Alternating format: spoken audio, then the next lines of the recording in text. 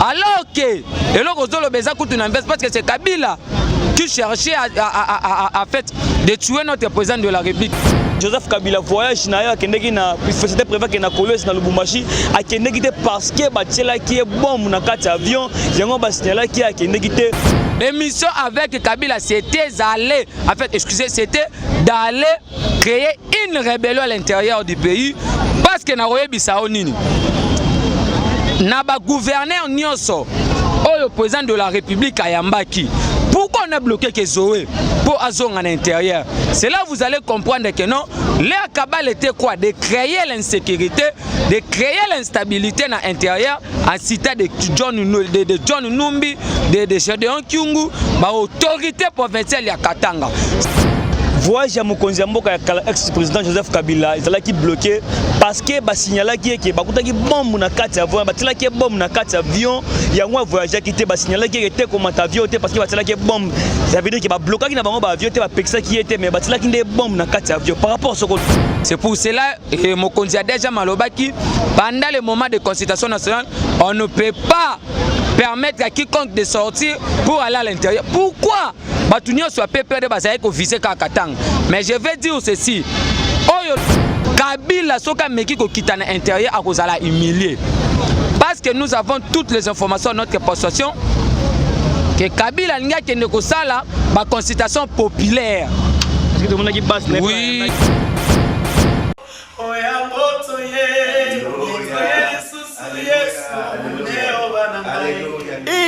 Eye, Gonga Mapamboli ya Bananzambe, dédicace ya décembre, et longo na église Sycomore de vie, Oyo Mosakoli, Bongo Liliane Kimbangu Sansi Akambaka, Mbula Oyo, Ekozala Mokolo na samedi 12 décembre, Nangonga ya 15h, na salle de fête Diama ya Auberge Bernicia, Oyo Ezwami Avenue et ya la numéro 87, na croisement ya Asosa, référence rond-point Kimponza na commune ya Kasavubu, Zambe inspiré Mosakoli naye, na thème Oyo, pourquoi s'écrit Yango ezali tiré na livre Exode, chapitre 14, verset 15. Tokozana bayembe ya ndenge na ndenge, Oyo baningisaka ngbende ya bokonzi ya Nzambe, lokola Fer, Lor Mbongo, Mike Flor, pe bayembe mususu, Oyo bino boyebi. Kemba Sabaote, Amen, Sabaote, Amen.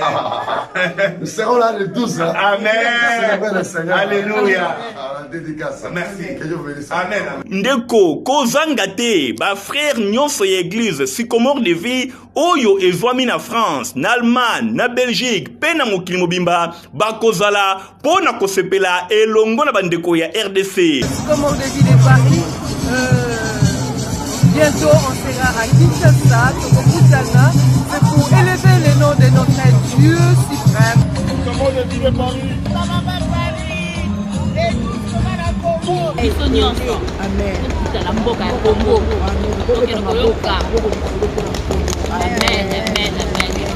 Bongo lipamboli na yo ya mois ya décembre ndeko, kozanga yango te, elongo na Mosakoli, Liliane Kimbangu Sansi, ya église Sycomore de vie, nazanga, na kozanga te, lipamboli na yo ya décembre, yango yo ndeko, zwa yango.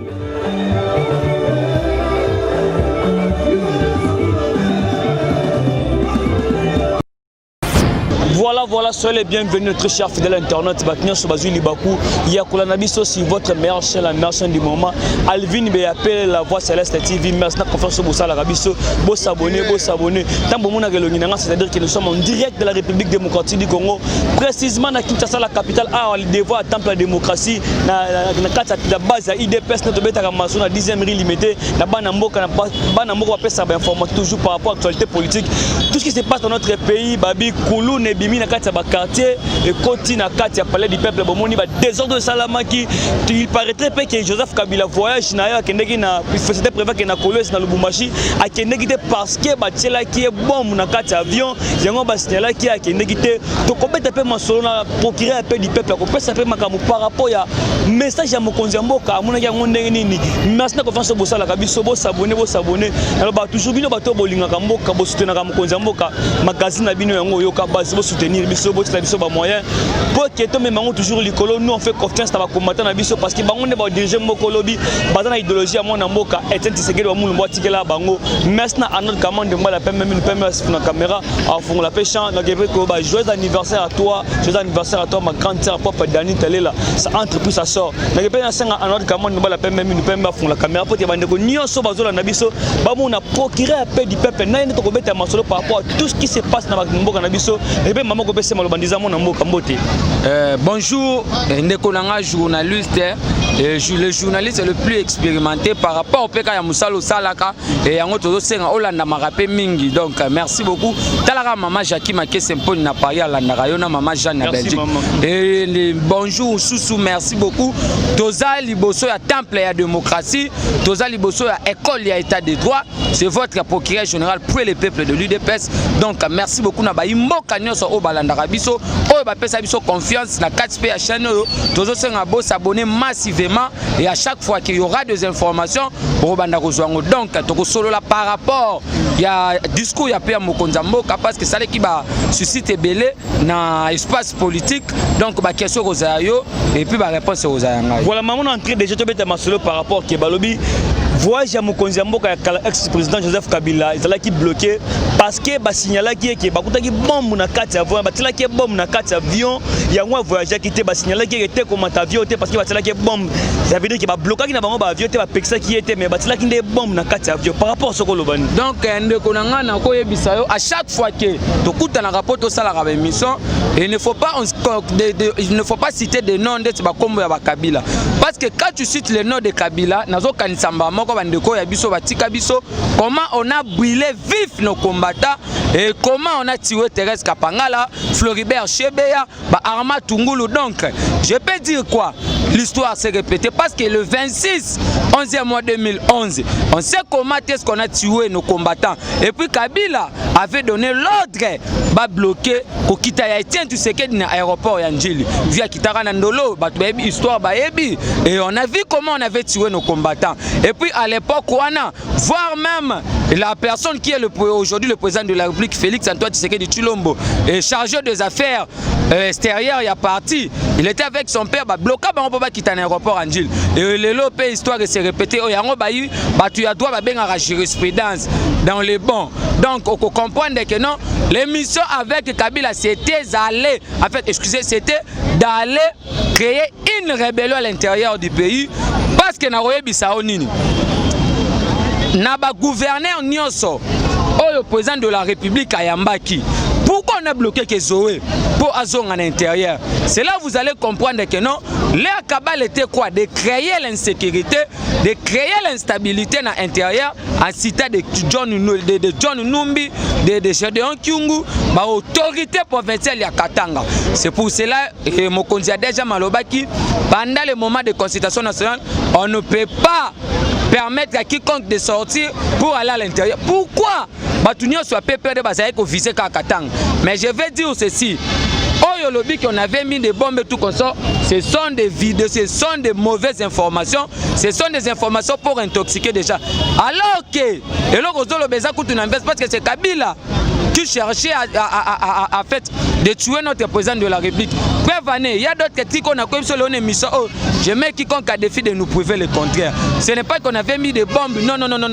Kabila Zalaki n'a mauvaise intention à Kokendoko Salamabe. C'est pour cela que bloqué. Papa, il n'y a qu'un seul chef de l'État.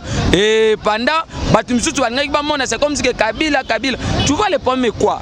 Hier, le président était connoté de tous les mots. Panthère, marionnette, on a 3 présidents. C'est Kabila qui dirige ce matin. Fallu qu'il y avait... Mais aujourd'hui, ce n'est pas le cas. Donc, Mambouya, on avait... Non. Kabila est dans l'officiel, Tshisekedi est dans l'officiel. Donc il n'y a qu'un seul chef de l'État. Oh, il y a qu'on peut ça autre qui va bloquer. On pensait que non. Et l'alternance, cela veut dire que c'est Kabila qui veut. Non. Il n'y a jamais eu une alternance pacifique dans ces pays. Parce que ceux qui alternance pacifique, ce sont des fausses informations créées par Papin Tamba, créées par Jimmy Kitenge, créées par des Chadari. Donc, on a le Kuta, Kabila soka meki ko kitana intérieur à cause la humilier. Parce que nous avons toutes les informations à notre possession que Kabila linga kende ko sala ba consultation populaire. Oui, non, Kabila n'a pas une base. Attends, mon frère ami, je peux te dire un truc. Tu vois l'UDPS. L'UDPS, c'est un parti du peuple congolais. Et à l'UDPS, c'est l'intérêt général. Il y a un contact. Mais le PPAD a été créé pour conserver le pouvoir. Le PPAD a été créé pour détruire la gestion de la chose publique. Le PPAD a été créé pour massacrer les Congolais. Tu vois, donc Kabila n'a pas une base. Et Kabila, ce qu'il a sur la base, c'est ce qui s'est passé hier à l'Assemblée nationale. Donc, ce qui ça la cabale yelo qu'on a bango, on doit appeler les gens l'inconscient Chadeg à Kobenga, vous vous êtes habitués les gens que non, ceux qui créent dans la mboka pour manipuler la population congolaise. Ce sont des gens manipulés par Kabila, réunis par les autorités du PPAD, par les autorités provinciales, la PPAD. Kabila sera humilié. Mon frère ami, tu sais qu'il a le soutien total de la population congolaise, voire même de nos diasporas congolaises. Pourquoi? Parce que le dimanche, nous étions devant les sphinx de l'humilité. Donc ça n'a rien à voir, ce sont de fausses informations. Tous mettre Batounia sur en garde information le Kouta. Qui peut mettre les bons pour Kabila? Un massacre comme Kabila, une personne qui nous a tués. Attendons les responsabilités qu'on allait établir. Tant que mon amboka, tu as un discours à Mokonzi Amboka, pesa qui devant la nation, ou la nagi pe discours, il y a tant de choses, bande gobe balobitel mebele, netio opinion de la kini ni quoi discours na opé ça peut information bande gozo. Merci beaucoup, merci beaucoup. Et il y a d'autres personnes au Baloba qui tu sais que nous a oublié parce qu'à Sali Libala na Kabila, non mon frère ami, tu sais que c'est un politicien. Félix Antoine, tu sais que c'est l'enfant de Sphinx de l'Humilité. Félix Antoine, tu sais que c'est l'enfant de l'opposant historique. Ozoyoka, en France 24 à l'époque, Félix président du rassemblement et aujourd'hui nous allons recevoir l'enfant de Sphinx de l'Humilité, l'enfant de l'opposant historique. Félix Antoine Tshisekedi Tshilombo, bonjour, à l'époque au Kabila Zaki na Zamba. C'est pour te dire quoi? Et tu sais que vous voyez, il ne peut pas être manipulé, tu sais qu'il ne peut pas sacrifier l'intérêt général de la nation. Il y a un moment qui dimanche, nous allons qui devant Sphinx et l'Humilité, un discours musclé, un discours où il prenait intérêt général. On avait coalisé pour l'intérêt général de la population congolaise.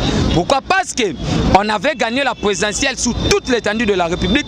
Je mets quiconque à défi de nous prouver le contraire. On avait falsifié une majorité pour Joseph Kabila afin qu'il puisse contrôler, maîtriser les institutions du pays. Tu sais quel stratège qu'il est. Kabila c'est notre partenaire, le corbeau et le renard. Et nous allons déboulonner le système. Et l'histoire retiendrait que celui de PES qui a déboulonné le système Kabili implanté pendant 20 ans dans ces pays. Maintenant le problème est quoi? Naïbsa qui bateau pe balanda kinga baimbo kaneti ve boningen dans la carte Cape Town na maman Angèle Makangu na Château Rouge na Paris. Naïbsa qui bango que non, le président de la République va nommer un informateur. Pourquoi? Parce que batou balobi o mais comment le président avait coalisé avec les gens tandis que majorité, je peux te dire quoi, toi qui battu FCC bazo quand un article 78 ou 74 qui est la constitution. Le problème c'est quoi mon frère ami? Félix Tshisekedi a commis président de l'État Kenya, on doit nommer un informateur. Kabila doit réunir tous les présidents à regroupement politique et FCC pour créer au nom de l'alternance mon frère au monde qui mikolo gouvernement soit qui peut bima parce que Kabila a proposé Albert Yuma comme état sa premier ministre. Kabila a proposé des gens qui ont tué des Congolais tout comme ça. Et maintenant tu allais comprendre ceci. Ilunga Kamba a été nommé sur base d'un accord gouvernemental. Sur base d'un accord gouvernemental. Et par là je vais dire quoi? Le gouvernement est déjà démissionnaire, réputé démissionnaire. Pourquoi? Parce que ce qui fait la faute du gouvernement, ce sont les conseils de ministres. Mais on avait vu le président avait suspendu le conseil de ministres. C'est pour vous dire que le gouvernement est déjà tombé. Oh non, il y a encore gouvernement. Je dis bien l'accord gouvernemental, il n'y a pas eu un accord où toi arrives, moi je reviens faux et archi faux, créé de toutes pièces par des gens là pour éternuer l'image de notre président et l'image de l'UDPS. Donc le problème était ça. Le président nous mène informateur. Dans le même discours, Fatia dit ceci, nous allons revoir tous les lois qui protègent des gens qui ont commis des crimes contre l'humanité. C'est un président au Betela Maboro Makas. Donc on a vieux Semba de Dombas dans les Havres, faut Betela Fatima Maboro Makas. Donc on comprend on doit revoir toutes les lois. Oye bombi bateau, basal ba crime économique, ba crime financier, ba crime de guerre, ba crime de génocide, ba crime contre l'humanité. Donc mon frère ami c'est là, bato bazolo ka ba dété à discours. Il y a des gens au moment où tozolo ba c'est là qui on a bimi na caméra té, dans la moi arrêter caméra. Tala passer Guili baleka qui ba becho les baleka qui. Donc le problème était quoi? Dans le même discours, Fatia dit nous allons sanctionner tous les gens qui sont en train de combattre la gratuité de l'enseignement. En amont on doit commencer avec l'église catholique. Parce que la gratuité de l'enseignement est un champ de bataille à chef de l'État. Donc combattre l'éducation, combattre la gratuité, c'est combattre le président de la République. Et puis le président dit ceci, nous allons demander le soutien de la communauté internationale et des Nations Unies qu'on puisse soutenir le tribunal pénal international proposé par Etienne Tshisekedi wa Mulumba. Ça n'a pas commencé avec Denis Mukwege. Donc, Fati Mamna so sala, Fati batika le testament politique. Au moment où le papa Koufi a le testament Lupango. So Fati ni so Fati sala ba komango déjà. Donc ba qui un jour Tshisekedi le père via le bagabotika bateau ba okene ba ozala bloqué quelque part. Le lo Kabila a prisonnier à ciel ouvert. Donc tu dois comprendre de quoi on doit nommer un informateur. Pourquoi? Parce que déjà tu fais en semaine, personne n'est détenteur de la majorité. Le premier ministre avait déjà déposé sa démission le lundi. J'affirme ce que j'ai dit. Mais le problème c'est quoi? Premier ministre a subi la pression politique dans la famille. Parce que on ne peut pas nommer un informateur tandis que le gouvernement est en place. Je peux te dire quoi? Il doit avoir une jurisprudence. Kabila a débauché Tchibala nommé na primature. Badi Banga n'avait pas déposé sa démission. Kabila a débauché Badi Banga nommé na primature. Matata n'avait pas déposé sa démission. L'histoire s'est répétée. Si le Premier ministre fait un refus à déposer la démission, le président a nommé informateur. Informateur a identifié majorité. Tout le Premier ministre.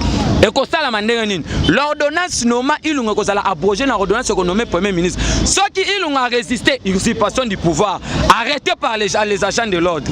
Tu vois, le président était clair dans les discours à lobby. Si l'informateur ne dégage pas la majorité, je vais dissoudre l'Assemblée nationale et puis revenir auprès de vous pour faire la majorité. Cela veut dire quoi? À lobby, dans le même discours à lobby, tout ça a commencé par rapport à refus. Il y a organisation, il y a serment, il y a juge, il y a coup concernant le Parlement. Parce que le chef de l'État, c'est le membre de l'exécutif. Cela veut dire quoi? Il gère la politique de la nation avec le Premier ministre et la politique gouvernementale. Automatiquement, il y a la crise entre le gouvernement et le Parlement. Donc, papa, la Constitution a été taillée sous mesure. C'est l'acteur majeur de la Constitution. Il n'y aura ni la cohabitation dans ces pays. Je te dis quoi? Nous sommes dans un régime semi-présidentiel. Ceux qui sont dans un régime parlementaire, la cohabitation allait passer. Pourquoi? Parce que c'est le président qui nomme, relève, révoque, nomme. Mais toi, tu vas me dire que cohabitation, qui va nommer le ministre? Chadar Inemi vous appartient au passé. Merci beaucoup. Ça, la 4. Papa, attends 1000 ans en opposition. Maintenant, opposition passe parce que vous avez la population. L'IDPS a resté avec l'opposition. Pourquoi? Parce que Azaki soutient, Azaki est opposition. Tu vois, attendant, on doit nommer des gens qui déjà intoxication. Qui va vous intimider? Chadar Alobi attend, on va pas. Qui va? Chadar a traité le président pour tous les mots, marionnette, Kabila Moutapé. Le là, comme dictateur, Félix, vous intimidez vous. Un président marionnette, pour vous comprendre, c'est ça la politique. Mon cher, c'est bon. Mon ça c'est bon. Papa, le premier ministre a Kena Mkonzamboka gauche à droite, il a maman tout droit qui n'a pas démissionné dans l'Haïti, n'a boy, il respecte jusqu'à présent, le premier ministre reste en fonction, il a démissionné. Mais le premier ministre a démissionné. Mon cher, je suis le communicateur d'investigation. C'est que moi je t'ai dit, il faut du Mayango. Ozoyoka, président Sala discours dimanche, samedi na matin la rangue, na yebsa bat konda nommer informateur, bat baza ba yebaki. Ba nommer informateur et président ko désigner informateur. A l'obité ko désigner informateur. Donc tu dois comprendre ceci. Le premier ministre, il faut quitter le pouvoir avant que le pouvoir te quitte. Parce qu'à l'époque, ton collègue, Boazalaki, premier ministre à Mobutu, quand il était en guerre avec Maréchal Mobutu, il avait quitté la primature. Aujourd'hui, il est resté, il est maintenu dans l'histoire du Congo. En fait, le problème, c'est quoi? Le premier ministre, Papa Okomi Mukolo, premier ministre a démissionné Kala. Chadari, Minaku, Mouilan et tout comme ça. Mais bon, tiens, le boulot. Tiens, des tchad des juges. Le juge boulot est Koufa. Félix Alobi, leur situation est en berne. Papa Kabila, pour ton information, Kikaya Sabine Karoudi, il est allé avec une lettre dans Sadek avant Félix qui Sadek Mikolo avant sa discours pour accueillir ça va poser Sadek Félix a maintenir atika discours ba ebise ba bi Kabila est déjà dans l'officieuse. On ne peut pas recevoir une lettre Yamouto a engagé l'État parce que la personne qui engage l'État congolais actuellement c'est le président Félix Antoine Tshisekedi Tshilombo. Donc tu dois comprendre que Kabila, parce que Némi nous dit que Kabila doit donner sa part de vérité au discours du chef de l'État. Papa, merci pour notre acte de coalition. Mabunda parti au passé. Ndeko, le déboulonnement est en cours. Tout le monde le discours du chef de l'État dimanche. La démission du Premier ministre. La démission de Janine Mabunda et puis quoi y a bureau Assemblée nationale et puis qu'on Kabila voyager le déboulonnage. Donc on comprend que nous allons déboulonner le système et non la personne. Kabila n'a pas comme on a déboulonné le système. C'était ça la mission avec Félix. C'était pas un combat des individus, c'était un combat de gestion. C'est pour cela en passant la il s'appelle Martin Fayoulou. À la place de faire l'opposition à un individu, Tikanayo. Tu as vu que ça Jean Kabila yona musitu. Mais il faut faire l'opposition et la gestion. Parce que l'IDPS a combattu le système Mobutu et non la personne de Mobutu. Parce qu'à chaque fois que Maréchal Mobutu a bandé au Matanga, on voyait Etienne Tshisekedi bandé à Kokende. Donc nous ne sommes pas des ennemis, nous sommes des adversaires politiques. Nous sommes dans des deuxième république, ça veut dire que tant Mobutu dictature, tant Mobutu est Namboka. Non, papa. Et papa, il y a des gens qui ont violé la constitution de ces pays. Est-ce que c'est comme va donner des leçons? La constitution donne des mandats 10 ans. Kabila fait 18. Et ça reste pas constitution.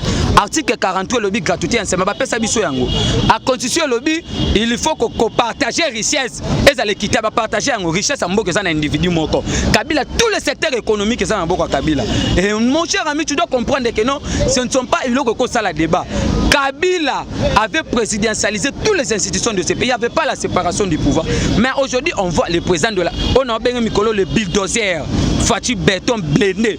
À lobby boye, avant serment à convoquer Kibat. Mais à l'époque, ce n'était pas le cas. Qui va aujourd'hui nous enseigner cette constitution? La constitution a été sur mesure. C'est pour cela qu'on a le fait Etienne Tshisekedi Tshilombo en 2006. À Boyaki référendum. Parce que l'obaki est loco, ils ont bénéfique il y a Congolais. Pourquoi? Parce que la constitution fait, en fait, ils ont comme ça président dictateur. Il y a aussi le président nomme les ambassadeurs, révoque. Le président nomme au sein de l'armée, de la justice, nomme les administrateurs, nomme Papa Moutaro Koufa. Il y a un qui s'est dit aucun accord politique peut primer mes prérogatives constitutionnelles. Bon, mais c'est le temps à Bomakasi. Voilà, vous comprenez que tu es dans la base. Mais tout le monde peut image, ça veut dire que parlement passe par député va voter par l'oppo na mboki ne liboso et comme ring et comme place ya kuluna tout le monde va kuluna va kotina kata parlement peuple bitumba ndenge par rapport à tout ça ndenge pe biro sikena na parlement ko expliquer bande bonini. Merci beaucoup. L'IDPS a combattu pour la non-violence. C'est dans le même épée. On avait destitué Jean-Marc Kabunda dans ces pays. Pendant que je sois Covid-19, nombre de députés va côté l'ensemble de comprenate. Mbongo tambola ya liboma. Mais aujourd'hui on va nous dire que non, l'IDPS a débauché, on a donné d'argent. On doit donner, na répétaka. L'IDPS a reçu mbongo ya ko débaucher ba député wapi. Parce qu'ils ont le ministère des Finances, ils contrôlent la banque centrale, ils ont la primature. Mais le mbongo de Kabila, il est le meilleur na biloko à ko débaucher. Je peux te dire quoi? Les règlements d'ordre intérieur et le biboy. Ce qui bureau, il y a l'Assemblée nationale, ils ont visé la pétition. Président, le président Tinango, a sous la qualité à présider plénière. Donc, on a zone ngana baboué. Ve Patrick Nzit na Gabo, peut-être qu'on l'andanga mouké. Par là, je vais dire quoi? Janine Mabunda, azaki na mission à l'obia salanine. À côté à présider plénière, a même maman na vacances parlementaires. Pour zipiquer le pétition parce que le 15 bazo qui est déjà vacances parlementaires. Et maintenant le secrétaire général de l'Assemblée nationale, c'est celui maintenant qui a qualité de présider la plénière pour installer bureau d'âge. C'est maintenant dans le bureau d'âge, on a l'examen à pétition. On a comme un bureau provisoire. Maintenant je m'explique. Le problème c'est quoi? Janine Mabunda, ce sont des gens Tambo Mwamba, ce sont des gens qui ont fait la honte d'animer les institutions en Mboko. Parce que Tambo Mwamba c'est un azo santé papa wana Sony. Janine Mabunda, Dans la morphologie, bon, moi je n'insulte pas les gens, mais dans la morphologie, Janine Mabunda, c'est une Rwandaise. Elle ne mérite même pas de gérer l'Assemblée nationale. Je te dis la vérité, qui Saloumé Banda, Félix Aloba qui a né des actions, déboulonnage, Moudjoumouka Moubanga, Jouka Ibana Betoubons. Le problème c'est quoi? On ne peut pas aller à l'Union Sacrée avec Mabunda Takoumouamba, c'est ça le vrai problème. C'est ça. Attends, je te dis, secrétaire général de l'Assemblée nationale a président qui plaignait en lobby. Bateau Basali des ordres, Chaleur, V13, Naba militants, Naba garde rapproché, ils ont tiré à bout portant. Bah député on a côté Naba Meline de Konanga Sony. Donc on comprend que l'Assemblée nationale est comme qu'il a présidentialisé à l'époque, na Joseph Kabila a malédiction mboko tanda failli mais soit jeunesse congolaise. Donc pour mener Zalaki lobby Zalaki bakuluna ya PPRD. L'IDPS manifeste pacifiquement parce qu'on a fait 37 ans dans l'opposition pour la non-violence. Et puis le problème c'est quoi? Les bureaux Mabunda partout passé. Lobby déjà va retirer que tous les gardes reprochés. Na deuxième vice-président de l'Assemblée nationale va retirer que bon Kabila Zad, Kanamboko, mon frère ami, les missions avec l'IDPS, c'était de déboulonner d'abord le système en amont. Tu vois, parce que Kabila était notre adversaire déjà à lobby. Et puis on comprend que non, Mabunda partout passé bureau et Maté Kita. D'abord lobby mobilisation aux à la force, nos combattants Bako Kita pacifiquement. Pourquoi? Parce que l'Assemblée nationale c'est le manasson de la population congolaise. Les députés ce sont nos représentants. Mais coup de chapeau, félicitations n'a pas député. Oh bah continue l'histoire. Yamboka le roi député n'a pas 13 parlementaires. N'importe qui a maréchal Mobutu. Oh bah témélaga maréchal Mobutu pour la dictature. Le lobby député PPRD bah ça les révoltes contre Joseph Kabila. Ils ont bravé la paix. L'air. En fait, l'époque a déjà révolu. Et tout ça, sous une époque, il y a pensé iniquité. Merci beaucoup à nos députés. Parce que les députés Union Sacrée pour ton information. Donc, le problème est anine. Le lobby va ça l'examen à pétition et pas le plivier président intérimaire au basu et puis qui n'a pas le pour installer bureau à Sika.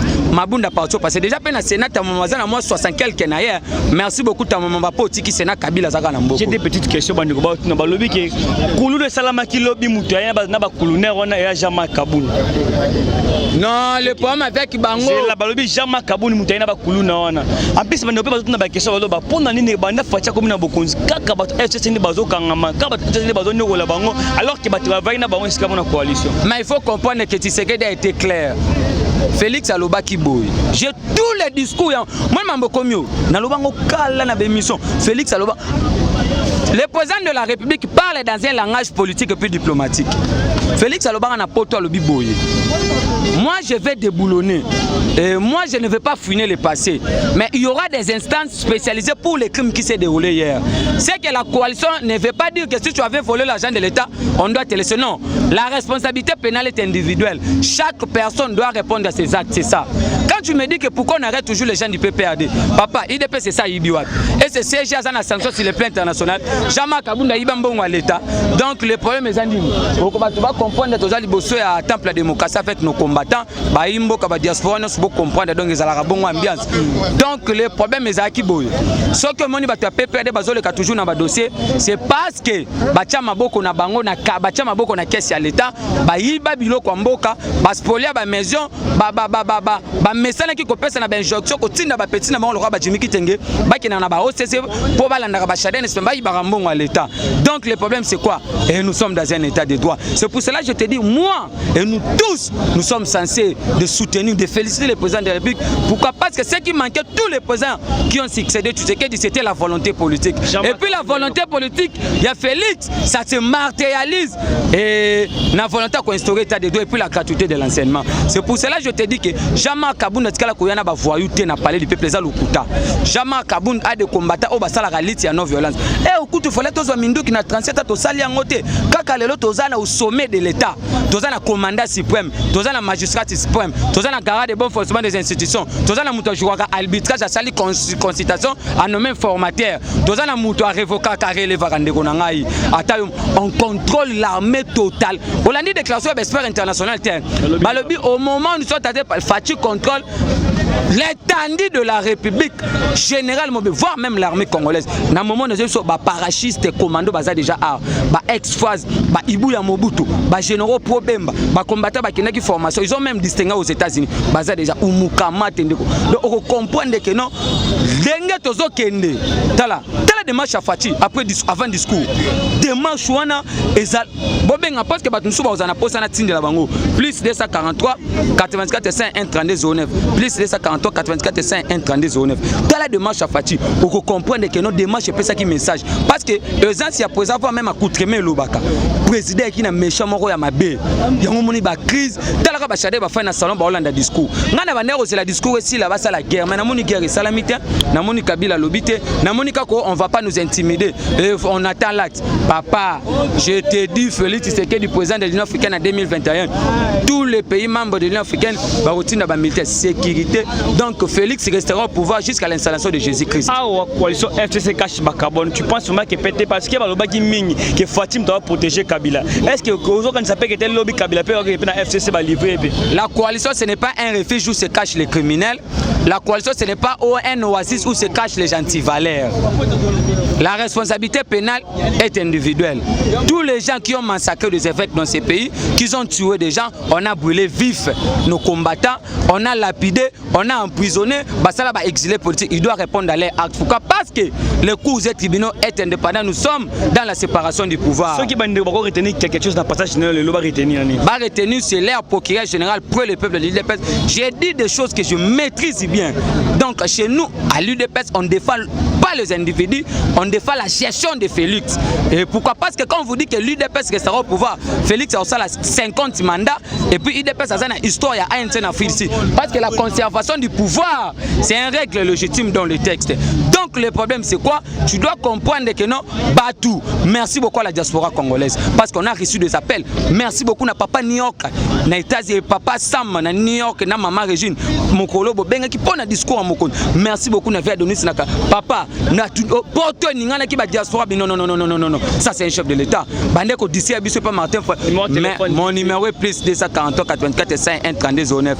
Plus 243 84 5 132 09. Donc ba tu vas retenir au boy. Coalition FCC cache aboué Pia. Na momo tozoloba mboke zo kende tali de gens là mususu. Pourquoi? Parce que dans l'union sacrée l'autorité moi c'est le président de la République. Dans l'union sacrée oyibi beko. Yango wana. Le problème c'est que FCC fallait non balonga na espace politique. Pourquoi? Parce que ils mettaient des bateaux dans les roues pour bloquer les actions. Jani Mabunda Tamamba, tous ces gens-là, il faut pas s'écarter. Il faut aussi donner les Congolais leur identité des présidents Lobaki. Il faut changer aussi le mode de scrutin à gouverner non originaire. Il faut aussi changer la façon dont on nomme les sénateurs pour éviter la corruption. Voilà, donc merci beaucoup. Tu peux s'appeler ta maman Jackie Maké Semponi na France, maman journaliste au Landarape, maman Gel Makangu, maman Albertine à Paris, au Barça la force na biso procureur, sans oublier mon frère Jean Espoir Kanengele na Kasumbalesa, Toro Kitawana, Toro Lexa message. Yoga base yango magazine na yoga base ba so bolinga kamoka bo soutenir ba combattant na bino bo soutenir biso bo ke lobby to mola moko ensemble na magazine na bolinga mingi yoga base c'était Azaka Mr Copio c'est payé na biso numéro téléphone là toujours c'est plus 243 81 35 8003 la fin c'était Azaka Mr Copio bolinga ka on se retrouve au prochain numéro toujours si même plaisir même ambiance net lobby bye bye.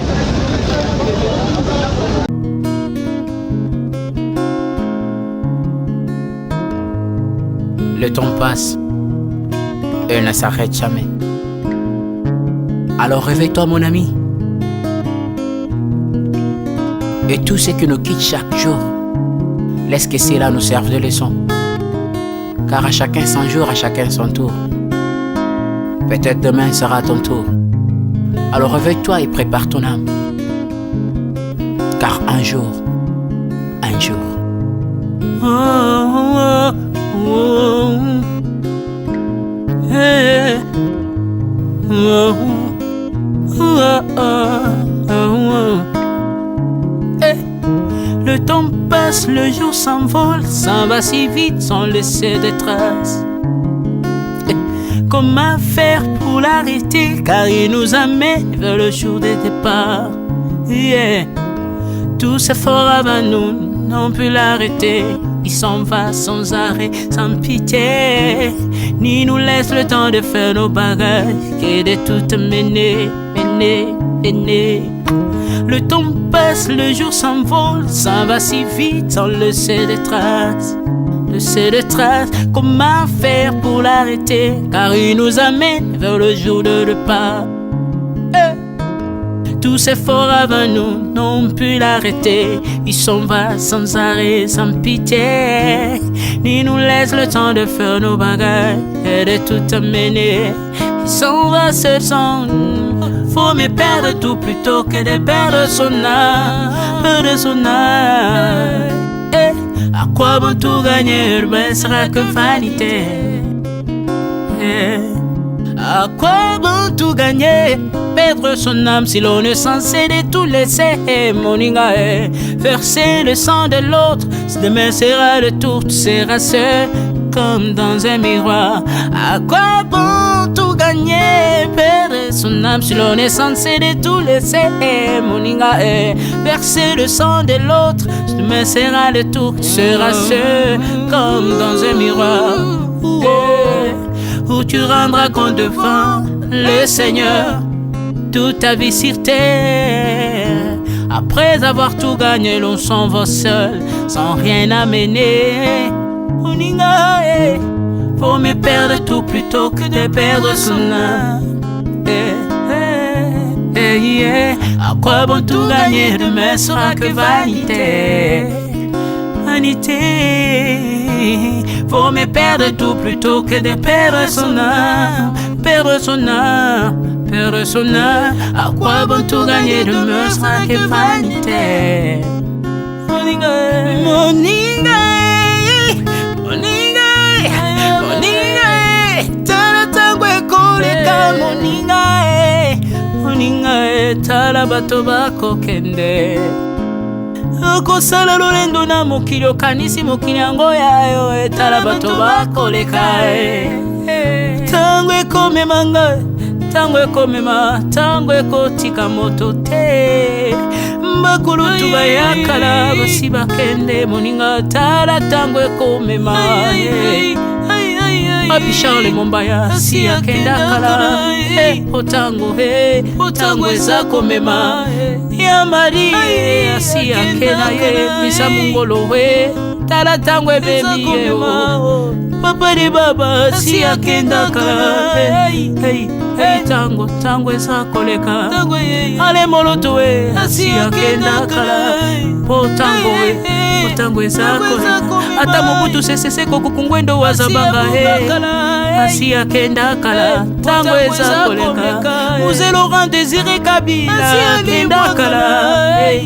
Tango eza koleka. Tango ekotika moto te, tango ebangaka mokolo te. Liwa bangaka mokolo te, abangaka peleki te. Abangaka motambongo te, yokaka pe mobola mawa te. Liwa tango ayaka, amemaka moto nyonso tango ekoleka, engela bomoi na yo epana yawe. Tango ekomema, engela bomoi na yo mokolo na yo ekoya, okokende ndenge nini. Le temps passe, ne s'arrête jamais. Le temps passe.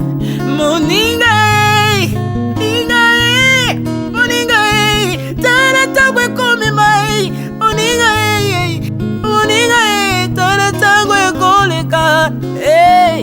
Moninga, tala tango ekomema. Moninga, tala tango ekomema. Tango ekotika moto te. Engela momo na yo. Tala bato bakokende. Osala ndenge nini okotikala ebende te. Okotikala ebende.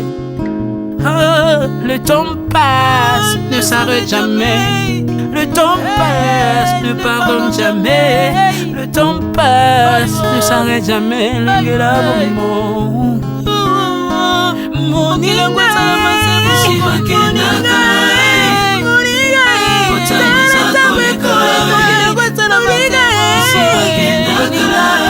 tala tango ekoleka. Le temps passe. nyonso bato bakoke ntango eza koleka nalela mpona nini nalela mpona nini ntango eza koleka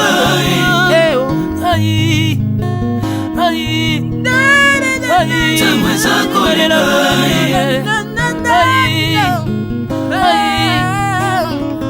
ntango eza koleka le temps passe Alvin Beya tala tango ekoleka